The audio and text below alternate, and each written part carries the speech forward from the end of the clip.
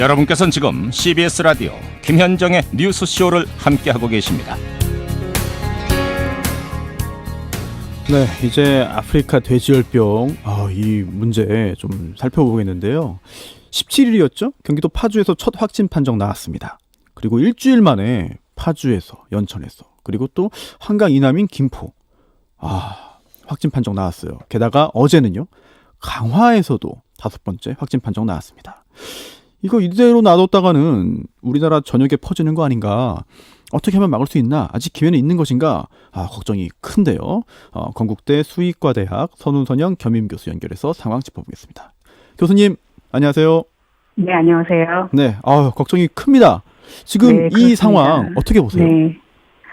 지금 오늘 이제 강화까지 나왔는데요. 네. 지금 이 발생 지역 같은 경우에는 1차 발생 보고 난 다음에 중점 예찰 지역으로 설정된 지역 내에서 지금 발생이 보고되고 있는 상황이라서 네. 어떻게 보면은 초기에 방역대 설정을 발빠르게 진행을 했기 때문에 지금 이 지역 내에서는 돼지가 외부 다른 도로 반출되거나 이런 경우는 지금 없습니다. 그래서 다행이네요. 지켜봐야 되는 상황이죠. 네. 알겠습니다.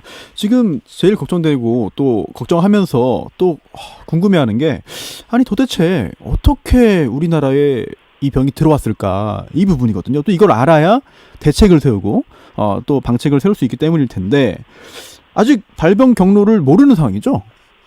네, 발병 경로는 아직 역학조사가 끝나지 않았기 때문에 모릅니다. 네. 그렇지만 저희가 예상할 수가 있는 거죠. 여러 가능성이 있는데요. 그렇죠. 국경을 통해서 이제 오염된 축산물이 들어오는 경우랑 크게는, 그다음에 또 하나는 이제 북한에서 워낙 발생이 많기 때문에 오염된 물질이나 아니면은 오염된 분변이나 오염된 사체나 이런 것이 이제 넘어와서 그것 때문에 오염됐을 가능성 크게 두 가지입니다. 그렇지만 일단 중요한 거는 일단 우리나라에 유입이 됐다는 사실이 중요한 거죠. 예. 그리고 또 새롭게 제기되는 가능성이 있는데 이거는 사실 어느 정도 신빙성이 있는지 잘 모르겠지만 북한에서 내려온 파리나 모기 이런 곤충, 해충을 통해서 내려왔을 가능성, 이런 가능성도 있나요? 파리나 모기 때문에 내려왔을 가능성을 하기도 하는데요. 예. 그 곤충이 이동할 수 있는 거리가 그렇게 멀진 않습니다. 멀진 않기 때문에 직접적으로 원인이 된다라고 얘기할 수는 없지만 거기서 중요한 건 뭐냐 하면은 죽은 동물, 즉 죽은 멧돼지나 죽은 사체하고 접했던 어떤 동물이나 아니면은 곤충이 중요한 매개체가 될 수 있다는 것, 그게 저희가 좀 중요하게 봐야 되는 것입니다. 예. 지금 저희가 가장 두려워하는 것이 이게 치료법도 없고 또 워낙 빨리 번지다 보니까 이게 농가 피해가 굉장히 클 거라는 생각 때문인데요. 실제로 어제 국정원이 이런 말도 했습니다. 이 아프리카 돼지열병으로 인해서 북한 평안북도의 돼지가 전멸했다, 사라졌다. 그리고 북한에 고기가 있는 집이 없다는 불평이 나오고 있다. 이거 실제로 이 병이 그렇게 무서운 병인가요? 방역을 잘하고 있는 나라 같은 경우에는 일단 농장으로 들어가지 않게 되면 감염이 안 되기 때문에 돼지 자체의 감염으로 인해서 피해가 많이 나오지는 않는 상황이에요. 그렇지만 방역이 제대로 되어 있지 않는 나라들이죠. 특히 이제 북한 같은 경우에는 굉장히 취약한 것으로 지금 알려져 있고요. 이제 중국이나 이제 동남아 쪽 같은 경우에 조금 유럽보다는 또 우리나라보다는 취약하다고 알려져 있어요. 그런 나라들 같은 경우에는 들어오게 되면 전파나 이런 것들이 훨씬 빠르게 되고 차단할 수 있는 방법들이 광고해 놓지 않았기 때문에 훨씬 피해가 큽니다. 그래서 북한에서의 지금 피해도 굉장히 크다라고 볼 수가 있죠. 북한과의 협조도 필요한 상황인 것 같고요. 지금 확진 농가들에 있는 돼지를 살처분하고 있는데요. 이 살처분이란 말도 참 무섭습니다만 이 살처분하면 일단 안전한가? 그리고 살처분하더라도 어떤 축사 건물도 있고요, 자동차도 있고, 기타 여러 가지 농기구도 있고, 또는 가축과 접촉할 수 있는 여러 가지 그런 그 물건들이 있는데 이런 거에 대한 어떤 관리나 주의는 어떻게 해야 됩니까? 그런 부분은 매뉴얼이 이미 되어 있습니다. 그래요? 만약에 발생 농장이라 그러면 이제 예. 돼지 같은 경우에는 무조건 다 살처분을 진행을 하는데요. 네네. 살처분을 하는 그 지역이나 매몰하는 그 땅에 대한 그런 기본적으로 어떻게 해서 매몰을 해야 되는지에 대한 매뉴얼이 이미 되어 있고요. 네. 그다음에 살처분 농장 같은 경우에는 모든 기구에 대한 소독과 또 모든 기구에 대한 폐기와 네. 그다음에 축사 외부에 대한 소독을 어떻게 진행해야 되는지 그리고 어느 정도까지 기간을 두고 진행을 해야 되는지가 네. 이미 매뉴얼이 되어 있어요. 그래서 어. 그것을 잘 운영하는 사람이 잘 따라준다 그러면은 예. 이제 그 농장에 대해서 퍼져나가는 것은 차단할 수가 있는 거죠. 사실 살처분을 할 때마다 예전에 한번 또 침출수 문제가 있었기 때문에 그 부분도 좀 상당히 걱정이 되고요. 또 하나, 이 돼지 질병인데 이거 혹시 사람한테도 피해 주는 거 아니냐, 사람도 걸리는 거 아니냐, 없는 거 아니냐, 이런 걱정하시는 분 있거든요. 이 질병은 이제 숙주라고 하죠. 주요 타겟이 되는 동물이 돼지과의 동물입니다. 네. 그렇기 때문에 다른 동물에는 이제 감염이 일어나거나 전염이 일어나지가 않습니다. 그래서 안심하셔도 됩니다. 그 정도는 안심하면 된다라는 거. 70도 이상 가열하면 바이러스 사라지고. 그런데 또 아까도 저희가 첫 부분에서 소개했는데 포르투갈에서는 이거 없애는데 40년 걸렸다. 이런 말이 네. 있거든요. 이거 정말 우리나라는 이거 어떻게 합니까? 우리나라도 40년 걸립니까, 이제 앞으로? 어떻게 하느냐에 따라서 다른데요. 네. 40년 걸린 거는 좀 60년대에 발생했기 때문에 그때는 방역 기술도 좀 떨어져 있었고요.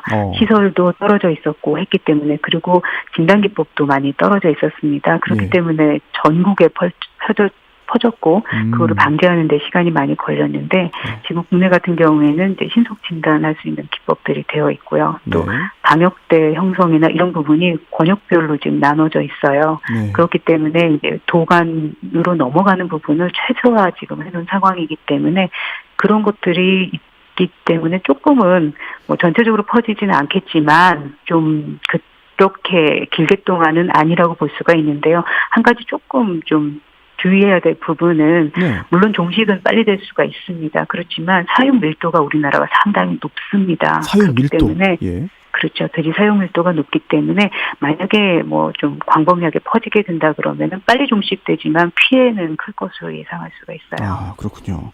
그리고 또 이낙연 총리가 이런 말을 했었는데 방역을 제대로 하지 못하는 것보다 차라리 과잉 방역이 낫다.